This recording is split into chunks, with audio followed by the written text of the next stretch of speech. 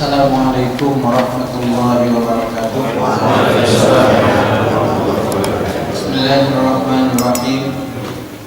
Alhamdulillah wassalatu wassalamu ala Rasulillah Sayyidina Muhammadin wa ala alihi wa sahbihi wa mawala wa ba'du. Para kiai, para ustaz, khususnya segenap pengurus ranting, pengurus majelis batu cabang dan pengurus cabang semuanya yang kami hormati. Kajian kita malam hari ini melanjutkan masalah dasar-dasar pelaksanaan tradisi tahlilan yang sudah dilakukan oleh kita warga Nahdlatul Ulama di masyarakat kita, yang kita tahu bahwa itu selalu dikomentari oleh saudara sebelah kita dengan komentar yang negatif. Nah, kita ingin memberitahu bahwa kita di dalam melaksanakan tradisi itu juga berdasarkan dalil-dalil yang bersumberkan dari Al-Quran dan As-Sunnah. Jadi teman sebelah ini memperjuangkan bagaimana budaya kita diberangus, dihilangkan, dan mereka merasa bahwa dengan cara itu akan dinilai sebagai bagian dari dakwah yang mereka lakukan. Sebenarnya tidak perlu diperjuangkan untuk dihilangkan, karena ya memang sudah beda pandangan. Kita akan memulai menghidangkan atau menyuguhkan makanan kepada pentakziah. An Abdullah bin Umar, An Abdullah bin Amr radhiyallahu anhuma, anna rajulan sa'ala an-nabiy sallallahu alaihi wasallam ayyul islami khair, qala tud'imu at-ta'am wa taqra'u as-salam ala man 'arafta wa man la ta'rif. Rawahul Bukhari. Ketika ada seorang laki-laki menghadap Rasulullah dan bertanya, amal apakah yang paling baik dilakukan oleh orang Islam? Jadi sebagai ciri khas dari orang Islam itu apa? Kata orang itu kepada Nabi. Nabi bersabda, tut'imut ta'am, memberi makan. Jadi menyuguhkan makanan itu bagian dari trademark Islam, sebagai tanda, sebagai bagian tanda keutamaan ajaran Islam. Dan mengucapkan salam kepada orang yang kita kenal dan orang yang tidak kita kenal. Secara umum, memberi makan itu adalah sebuah ibadah maliyah yang sangat dianjurkan di dalam Islam. Banyak sekali hadis-hadis sejenis ini dengan redaksi yang berbeda-beda, tapi esensinya sama, mendorong orang untuk suka memberi makan. Dan ini sejalan dengan karakter bangsa kita, orang Nusantara. Orang Nusantara itu ada rasa guyup, rasa yang menyatu satu dengan yang lain. Jadi kalau mempunyai kenikmatan itu, bagaimana orang lain itu supaya bisa menikmati juga. Sehingga di tengah-tengah kita ada budaya, ada tradisi, ada kebiasaan selamatan. Selamatan itu intinya, bagaimana kalau saya makan enak, tetangga juga makan enak. Apa itu namanya ya? Bagaimana menyenangkan orang lain. Jadi tidak hanya dirinya sendiri yang menikmati, tapi tetangga ikut merasakan, sehingga dalam budaya kita ini nyambung, tradisi memberi makan itu nyambung. Misalnya dari Syawal, hari raya itu sudah menyuguhkan makanan. Itu di Indonesia, dan konon di Arab tidak ada budaya seperti itu. Jadi memberi makan pada hari raya, kalau orang Madura bilang terater, kalau Jawa apa? Terater juga ya. Itu masuk ke hari ke-7 setelah puasa Syawal, ada ketupat. Setelah itu hari besar, masuk kurban, Idul Kurban. Kemudian bulan Suro, bubur Suro, gitu. Terpelan. Kemudian bulan Safar, bubur Safar. Bulan Maulid, ancak. Apa itu ya? Ancak ya. Walhasil kita ini nyambung bulan Rasol atau Rasol. Rasol itu nasi satu piring dikasih telur di atasnya. Ya. Terus nyambung sampai Ramadan. Tradisi menyuguhkan ini sejalan dengan ajaran Islam. Jadi sungguh tidak bijak kalau orang yang melaksanakan, mengamalkan bagian dari apa yang dianjurkan Islam kemudian diberantas. Jadi budaya kita, hadisnya tu'imut ta'am ayyul Islam khair, Nabi menjawab tu'imut ta'am, kemudian masyarakatnya sudah ketupatan, sudah apa namanya, atar-atar, sudah suro, sudah sofar dan seterusnya. Kemudian menghidangkan makanan kepada bertakziah, ini dipersoalkan. Sebenarnya kalau kita merujuk kepada hadis Al-Bukhari dan Muslim dari Urwah an Aisyah zaujin Nabi sallallahu alaihi wasallam, annaha kanat idza mata al-mayyit min ahliha fajtama'a lidzalika nisa. Siti Aisyah itu kalau ada keluarganya yang wafat, sebab adanya keluarga yang wafat itu mereka para kaum perempuan itu berkumpul. Tsumma tafarraqna illa ahlaha wa fasalaha. Kemudian mereka bubar kecuali orang-orang terbatas yang dekat dengan Aisyah. Amarat bi burnatin min talbinatin fatulikat.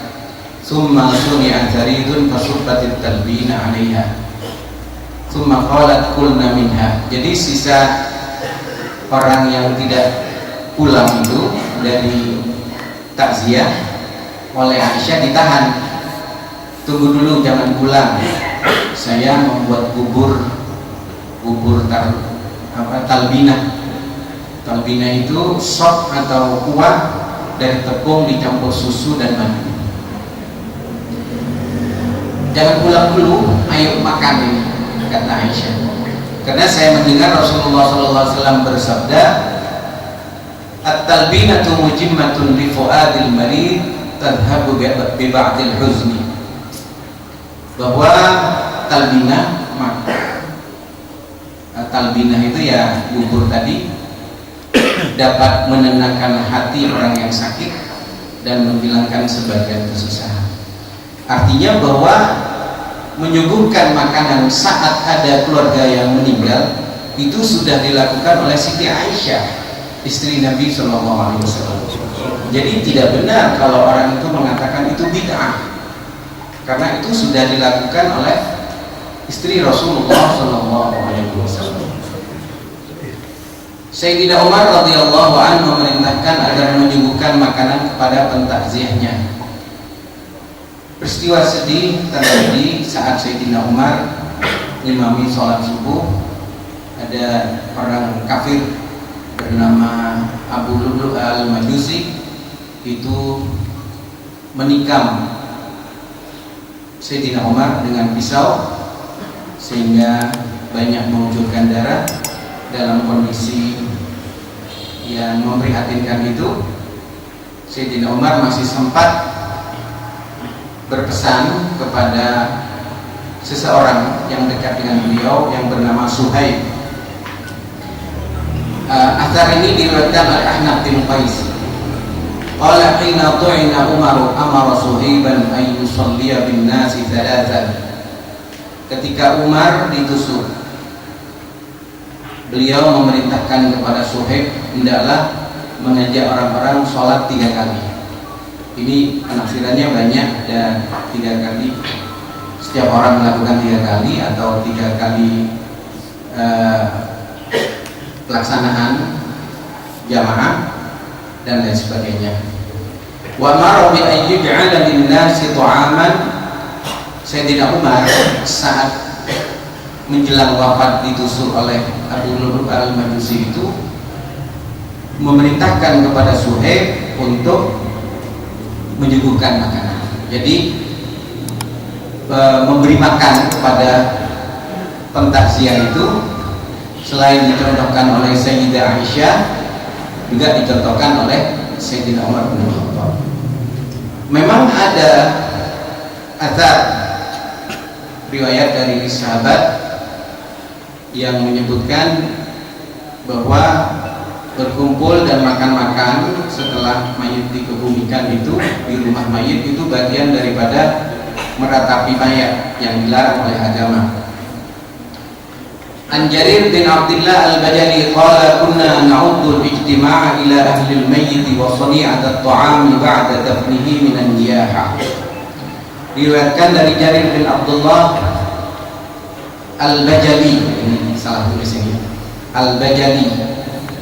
Ia berkata, kami menganggap berkumpul di rumah orang yang meninggal dan membuatkan makanan setelah pemakaman sebagai bentuk perbuatan meratapi mayat. Orang yang tidak suka pada menyuguhkan makanan saat orang bertakziah, biasanya yang dibuat dalil adalah athar ini, kunna na'udul ihtima ila ahli mayyit wa sani'at at-ta'am ba'da dafnihi minan niyaha. Tapi ada penjelasan dari kalangan mazhab Hambali. Waqad naqala Abu Dawud an Ahmad qawlahu la ara li hadzal hadits aslan wa huwa haditsun dha'ifun la yasluhu lil ihtijaj. Abu Dawud meriwayatkan dari Imam Ahmad bin Hanbal, rujukan mereka, kata Imam Ahmad, saya tidak melihat bisa dipertanggungjawabkan hadis ini. Bahkan hadis maksudnya asar ini, kunna na'udul ijtima' ini adalah dhaif, tidak layak untuk dijadikan hujjah. Jadi ini argumentasi kita melemahkan riwayat kunna na'udul ijtima' dan seterusnya. Wa al-qawl bi sihhatihi wa huwa mahmulun ala majmu'is surah la ala mujarradil ijtima'. Kalau masih dinilai sahih, maka ini harus diartikan gambaran yang dilarang itu secara keseluruhan, yaitu ada menampakkan kesedihan yang luar biasa, seakan-akan tak menerima kepada apa yang telah ditakdirkan Allah jika ada keluarga yang meninggal dunia. Qala ba'du ahli wa bihadza qala ba'du ahli ilmi, dan seterusnya. Pada intinya penjelasan ini menerangkan bahwa asar itu dhaif, tak bisa dijadikan dalil. Kalau terpaksa dinilai sahih, maka yang dimaksud adalah apabila di dalamnya ada perbuatan-perbuatan bid'ah seperti memukul-mukul badan, meratap, dan seterusnya. Dan kalau tidak ada hal-hal yang bid'ah, ya tidak masalah, la ba'sa bihi. Apalagi kalau misalnya tidak dilakukan secara berkumpul, jadi sekedar berkumpul pada saat takziah itu tidak apa-apa. Tapi yang dilarang itu ialah ketika melakukan, menampakkan ketidakridhoan, ketidakikhlasan terhadap adanya keluarga yang meninggal dunia, seolah-olah tidak ridho pada apa yang ditakdirkan Allah. Itu yang dilarang oleh agama. Kalau sekedar berkumpul, bahkan jika tidak karena berkumpul masyarakat kemudian nggak bisa datang, maka kemudian juga dianjurkan berkumpul untuk takziah itu. Nah, sesungguhnya seseorang itu melihat suatu persoalan terserah dari sudut pandang apa, dari perspektif apa. Kalau cara melihatnya itu dari sisi negatifnya, ya pasti tidak baik.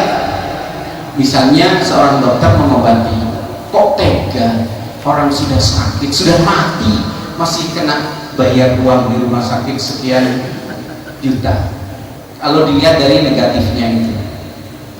Tapi kita kan, saya kira nggak ada orang yang satu dua lah kalau terpaksa harus gerutu, harus mengeluh karena sakit kemudian wafat, masih kena biaya. Andaikan sakit sembuh bayar itu masih wajar. Tapi kalau itu dilihat negatifnya, ya semua rumah sakit negatif. Tapi kalau nggak bayar kayak gitu kan rumah sakitnya bangkrut gitu, karena semua perlu biaya. Jadi kalau dilihat negatifnya akan negatif. Orang lain kadang-kadang menilai tradisi NU ini, orang sudah meninggal dunia kok pesta gitu. Menyuguhkan makanan itu dinilai pesta. Ya sama dengan kita menilai rumah sakit seperti tadi itu, sudah mati kok masih bayar gitu. Tapi kalau kita sadar bahwa orang takziah sekarang, kalau dulu kan hanya di Mekah saja, hanya di Madinah saja. Sekarang orang takziah itu sudah dari luar kota, dari Probolinggo, dari Lumajang. Mungkin dia buru-buru berangkat, ada keluarganya yang wafat, belum sempat sarapan dan lain sebagainya. Kemudian yang penting ikhlas. Biasanya orang itu kalau urusan tahlilan ada mengeluhnya, ya kebetulan saya sudah 3 orang keluarga yang wafat, banyak biaya yang dikeluarkan. Kalau untuk sedekah keluarga yang wafat, tapi kalau untuk manten itu 10 kali lipat jarang yang mengeluh. Padahal manten itu lebih besar biayanya, untuk walimatul arus, untuk sewa kawadi, untuk macam-macam mahal ya. Tapi enggak mengeluh karena senang-senang gitu ya, dan bagian dari harga diri. Tapi kalau tahlilan setelah itu masih mengeluh, padahal biasanya di masyarakat kita di mana saja bahan yang disuguhkan itu tidak sepenuhnya dari keluarga yang ditinggalkan si mayat, tapi juga dari tetangga sekitar yang ikut menyumbang berupa beras, minyak, bahkan uang. Di beberapa gang perkampungan di kota ini ada turunannya, sejak sebelum ada apa-apa sudah ada semacam arisan itu, sehingga kalau ada keluarga yang meninggal hampir sudah tidak menjadi beban. Nah, ada pertanyaan, bagaimana kalau orang yang tidak mampu bersedekah? Tidak apa-apa. Orang itu bukan karena tidak mampu kemudian tidak boleh bersedekah. Justru ciri khas orang yang bertakwa, baik dalam keadaan banyak rezeki atau sedang kekurangan, itu sama di dalam melakukan bersedekah itu. Wa jannatin 'arduha as-samawati wal ardu u'iddat lil muttaqin alladzina yunfiquna fis sarra'i wad dharra'i. Ciri daripada orang bertakwa itu yang suka memberi, berderma, suka bersedekah, fis sarra dalam keadaan mudah, wad dharra dan dalam keadaan sulit. Jadi yang mau bersedekah itu tidak menunggu kayanya dulu. Saya belum sempat sedekah sekarang karena banyak yang rugi di pekerjaan, insya Allah rugi di pekerjaan, bisnis rugi, jadi gak sedekah saya libur sekarang. Itu gak seperti itu. Alladzina yunfiquna itu fis-sarra'i wad-dharra. Sama dengan tradisi sahabat Ansor, yaitu wa yu'thiruna ala anfusihim walau kana bihim khassasah. Jadi sahabat Ansor itu walaupun dia sebenarnya dalam keadaan sulit, tapi masih memberikan bantuan kepada sahabat Muhajirin. Sahabat Ammar mengatakan dalam hadis riwayat Al-Bukhari, "Thalathun man jama'ahunna faqad jama'al iman wal insaf. Al-insaf bin nafsi wa badrus salam lil alam wal infaq min al-iftar."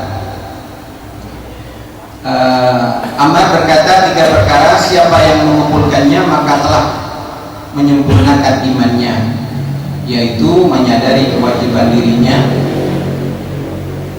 tentang kepada Allah, sholat 5 waktu dan seterusnya, mengucapkan salam kepada siapapun, wabadul salam lil alam, arti yang lebih luas yaitu berdamai dengan alam, termasuk menjaga lingkungan, kemudian bersedekah dalam keadaan fakir, wal infaq minal ihtar.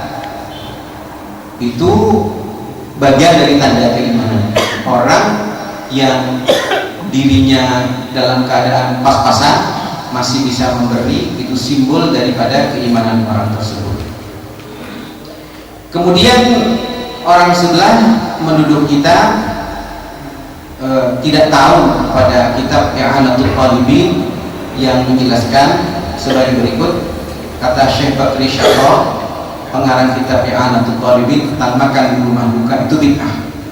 Naam, ma yaf'aluhu an-nasu min al-ijtima' min ahli al-mayyit wa salbit ta'am min al-bid'il munkar allati yutharu 'ala man'iha waliyul amri. Benar apa yang dilakukan banyak orang berkumpul di rumah duka dan menyuguhkan makanan, termasuk bid'ah, dan pemerintah yang melarangnya akan mendapatkan pahala. Tapi ini yang dimaksud berkumpul di rumah duka dan memberikan makanan adalah di dalamnya itu tidak melakukan zikir seperti kita, membaca Al-Quran, tahlil dan lain sebagainya. Tetapi yang mereka lakukan adalah hal yang memang tidak disukai agama. Ini bisa dibaca pada paragraf berikutnya dari penjelasan Syekh Bakri Syarrah. Wa minal bid'il munkar wal makruh fi'luha ma yaf'aluhu an-nas min al-wahsy wal jum'i wal arba'in. Termasuk bid'ah yang mungkar dan makruh melakukannya apa yang dilakukan orang dari menampakkan kesedihan atas wafatnya seseorang, berkumpul beramai-ramai, dan peringatan arba'in ini bukan arba'in 40 hari, tapi arba'in yang pukul-pukul pada dirinya sendiri, yang menampakkan ketidakikhlasan. Nah, yang dimaksud arba'in ini mungkin bisa ditampilkan contohnya seperti ini. Ini arba'in ini. Jadi 40 hari setelah 10 Muharram.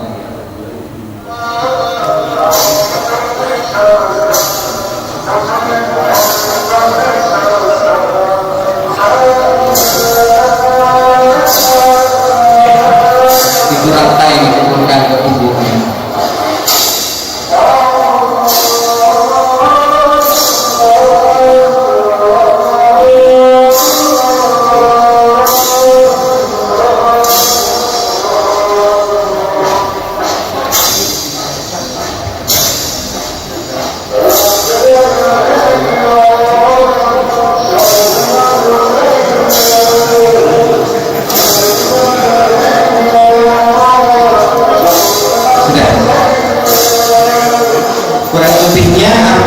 Dilarang seperti itu.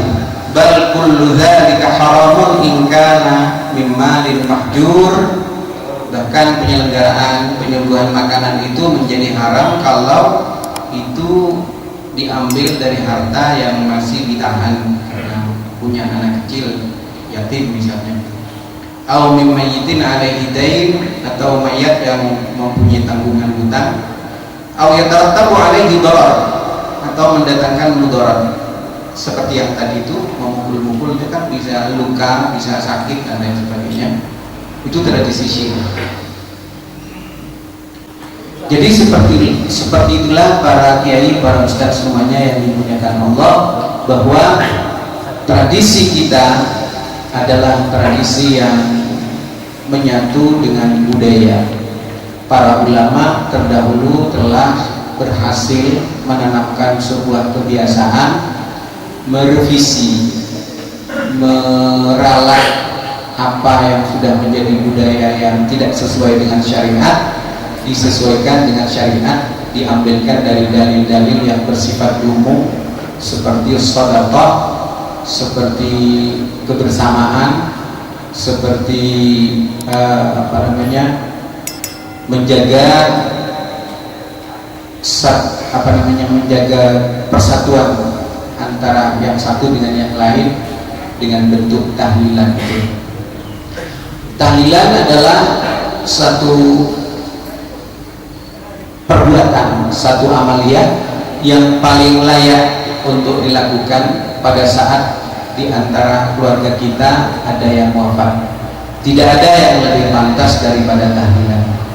Jadi isinya membaca Al-Quran, membaca zikir, sholawat, tasbih dan lain sebagainya. Sehingga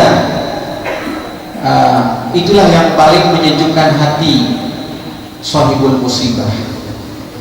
Karena itu kalau ada orang wafat kemudian bareng-bareng orang datang membaca Quran misalnya, kan nggak pantas. Ada orang wafat kemudian datang nyanyi-nyanyi lagu dangdut misalnya, itu kan nggak pantas. Jadi kalau orang lain berjuang memperjuangkan budaya kita untuk diberangus, itu adalah hal yang tidak benar. Tetapi kita tak boleh lengah. Anak-anak kita, keponakan-keponakan kita harus kita kasih tahu juga argumen-argumen ini, disampaikan kepada mereka, dibaca di musola-musola, di masjid-masjid, supaya warga kita tidak ucul, tidak lepas dari kita. Di samping kita meningkatkan pelayanan kepada mereka, memperhatikan mereka, kemudian membantu mereka, masyarakat kita, supaya NU ini semakin kokoh, semakin kuat di dalam berjuang mengawal ajaran Ahlus Sunnah wal Jamaah. Wallahu a'lam bishawab. Assalamualaikum warahmatullahi wabarakatuh.